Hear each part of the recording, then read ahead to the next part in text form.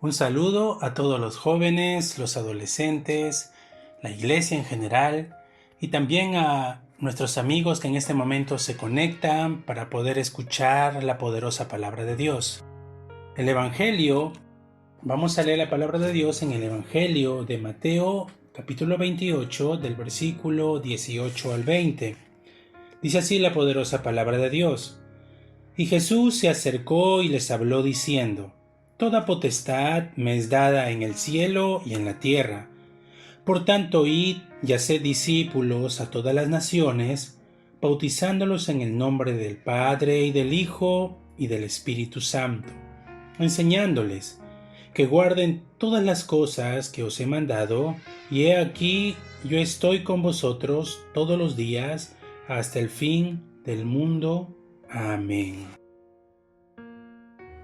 El título de la palabra de hoy es una pregunta. ¿Cuándo se revela el poder de Dios?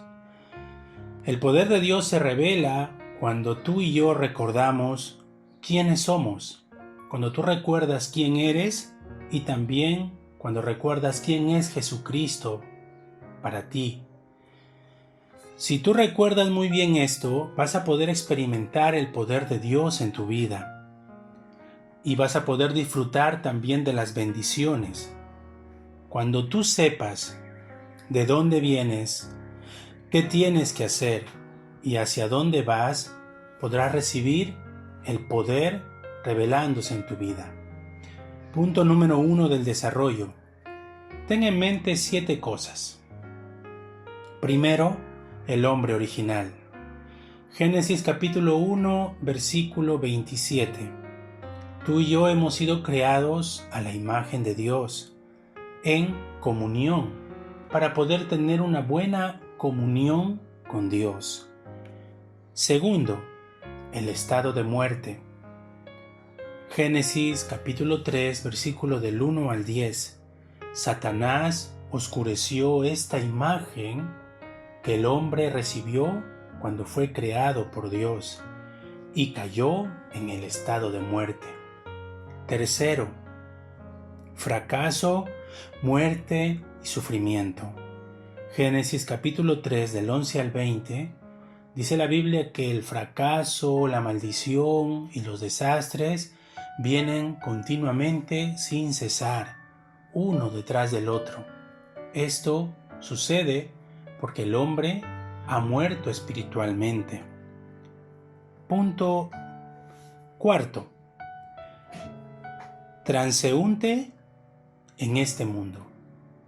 Tú y yo somos seres humanos que estamos de manera pasajera en este mundo. Somos simples transeúntes que estamos de pasada. Por eso es que en Lucas capítulo 16 del 19 al 30 dice la Biblia que como somos tú y yo transeúntes, el día que morimos, partimos de este mundo, nos vamos al lugar donde está nuestro Padre. Si nuestro Padre no es Jesucristo, nuestro Señor, entonces vamos a ir al infierno. Pero si es Jesucristo, entonces iremos al cielo, al reino de los cielos, el lugar preparado por Dios para sus hijos. Quinto, forma de hombre. En 1 de Juan capítulo 3 versículo 8 dice la Biblia que Jesús vino a restaurar la imagen de Dios en nosotros.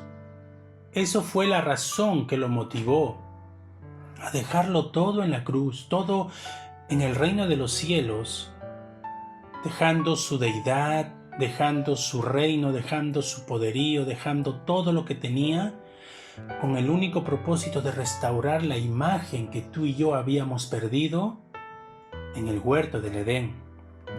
Sexto, Jesucristo es Dios y hombre. En Filipenses capítulo 2, del versículo 6 al 10, dice la Biblia que siendo Dios tomó forma de hombre, se humilló a sí mismo. Voluntariamente Él se humilló, eso quiere decir.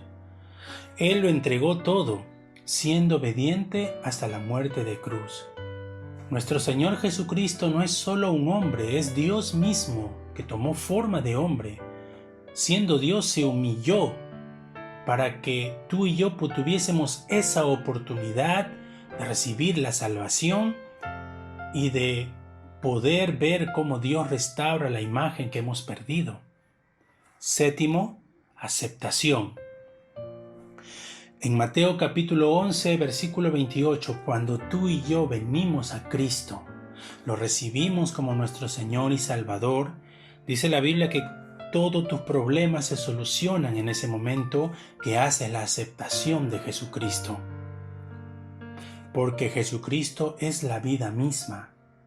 Por eso en Mateo 11, 28 dice, ven a mí todos los que están cargados y trabajados, que yo os haré descansar.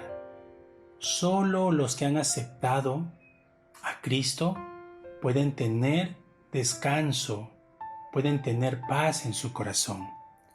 Punto número 2 del desarrollo. Por la mañana y por la noche. En Éxodo capítulo 29, del 38 al 39, dice la Biblia que tomemos un cordero y lo matemos por la mañana, que lo ofrezcamos en un altar por la mañana, y luego otro cordero también que lo ofrezcamos por la noche. ¿Qué quiere decir esto? Que tenemos que levantar un altar con el cordero. Ya no matar un animal, sino el cordero es Jesucristo. Punto 1 pequeño, dice un altar que experimente el poder del Evangelio. Este altar que tenemos que levantar es el altar que levantamos en el nombre de Jesucristo, que es el Cordero. Y hay una pregunta que tú tienes que responder. ¿De dónde vienes?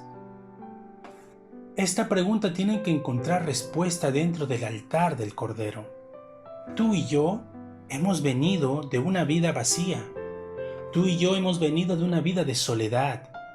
Aunque parece que teníamos amigos y parece que teníamos todo para ser feliz, ninguna de esas cosas pudo llenar el vacío de nuestro corazón.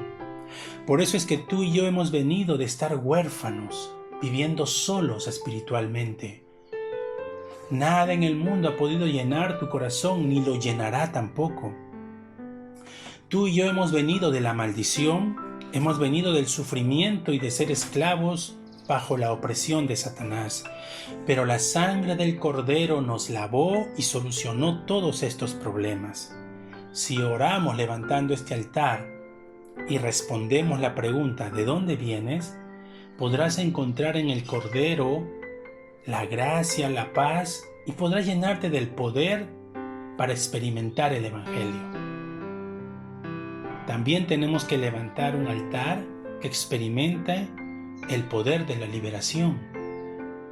Dentro de este punto tienes que responder otra pregunta. ¿Qué tienes que hacer? Tú tienes que ahora gozar y experimentar el poder de la liberación, que has sido libre de toda la obra y el poder que Satanás ejercía sobre tu vida. Algunos de repente no se podrán imaginar lo terrible que es vivir bajo esclavo de Satanás. Pero la Biblia enseña que aquellos que han sido esclavos de Satanás no han podido experimentar nunca la felicidad ni la paz. Por eso es que tú y yo tenemos que ahora gozar de ese altar del poder de la liberación. Lo que tienes que hacer es gozar de tu nueva identidad y gozar de la gracia que el Señor ha derramado sobre tu vida. También tenemos que levantar un altar que experimente el poder para salvar. Y dentro de ese altar tienes que responder otra pregunta. ¿Hacia dónde vas? ¿Cuál es el propósito de tu vida? Dios te ha escogido a ti y me ha escogido a mí para poder levantar discípulos. Por eso Él dice, id y haced discípulos a toda criatura. Que prediquemos el Evangelio y levantemos a los discípulos. Que les enseñemos que guarden la palabra de Dios como una promesa y seamos testigos del poder de Dios que salva a otras personas a través de nosotros. Esa es la respuesta. ¿Hacia dónde vas? Dios te ha escogido a ti no para vivir centrado solamente en las cosas del mundo, en los negocios, en el estudio. Todas esas cosas son buenas, pero la vida deja de tener sentido cuando solamente te centras en esas cosas y no sabes hacia dónde vas. Ahí en el lugar donde estás, Dios te ha escogido para ser el evangelista. Eres un universitario, pero antes de ser un universitario eres un evangelista que va como misionero a esa universidad. Eres negociante o empresario, pero antes de eso eres un evangelista que va como misionero al mundo de las empresas y al mundo de los negocios para salvar a muchos negociantes y empresarios que hoy están fracasando y están sufriendo bajo la opresión y las obras de Satanás. ¿Eres un trabajador, un profesional? Pues Dios te ha mandado a salvar ese campo de la especialidad. Esa es la respuesta a esta pregunta. ¿Hacia dónde vas? Dios te ha escogido y te ha prometido darte el poder para salvar a otros. Punto número 3 del desarrollo. ¿Desde cuándo obra el poder de Dios? Desde que eres hijo de Dios, empieza en tu vida a obrar el poder de Dios solucionando todos tus problemas, y desde ese momento comenzarás a recibir las bendiciones de Dios. Se resuelve aún las consecuencias de tu pecado.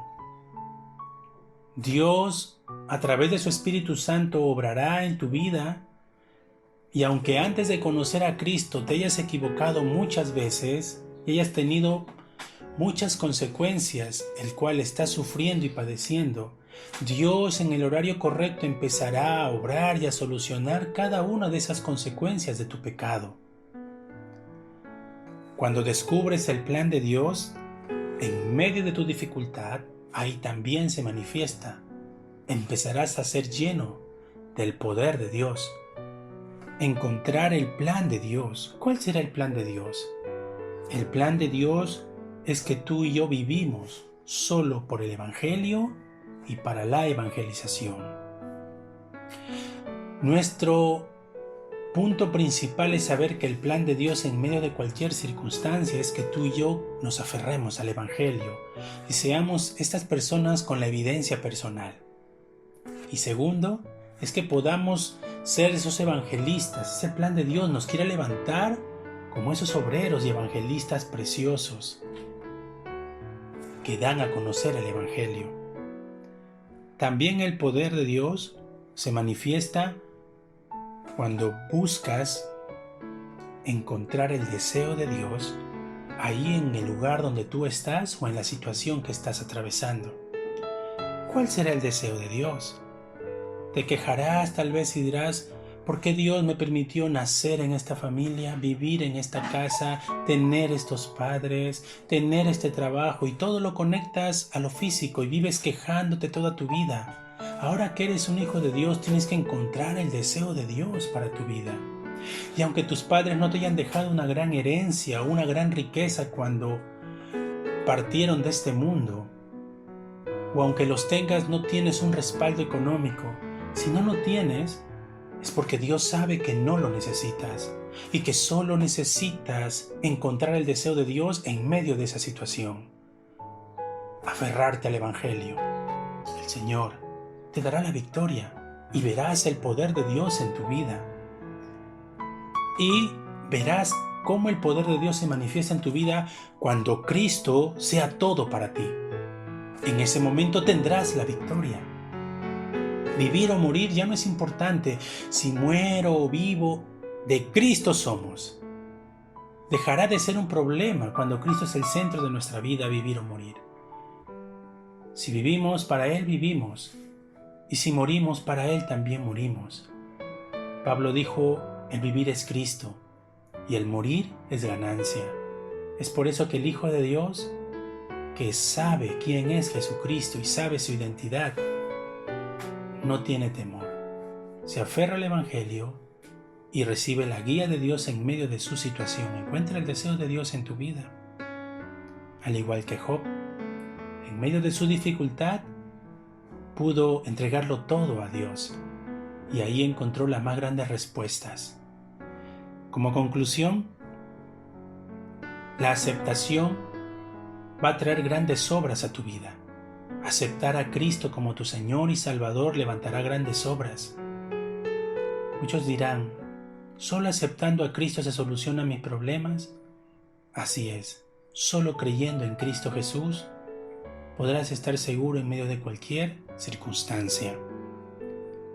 Todos los días levanta un altar, continuamente, para que puedas experimentar el poder del Evangelio, el poder de la liberación y el poder que salva a otras personas también. Y orar para disfrutar nuestra identidad. Recibirás el poder de Dios, se manifestará en tu vida este poder cuando ores disfrutando tu identidad, encontrando el plan de Dios y el deseo de Dios en el lugar donde estás. Así que dejemos de quejarnos y encontremos el plan y el deseo de Dios en medio de nuestra situación. Tú, amigo que me estás escuchando en este momento, quiero invitarte a que puedas abrir tu corazón y puedas hacer la aceptación en tu vida. El poder de Dios se manifestará en tu vida en el momento que aceptes a Jesucristo. Así que quiero que me acompañes a orar en este momento y puedas repetir esta oración conmigo. Oramos. Señor Jesús, creo en este día que tú eres el único camino, la única salvación que puede darme la oportunidad de volver a estar con Dios. Quiero escapar, Señor, de la maldición, del fracaso, del desastre, del poder del infierno y de Satanás. Abro mi corazón, te recibo como mi Señor y mi dueño. Gracias, Padre, por aceptarme como tu Hijo. Gracias, Señor, porque en este momento solucionas todos mis problemas.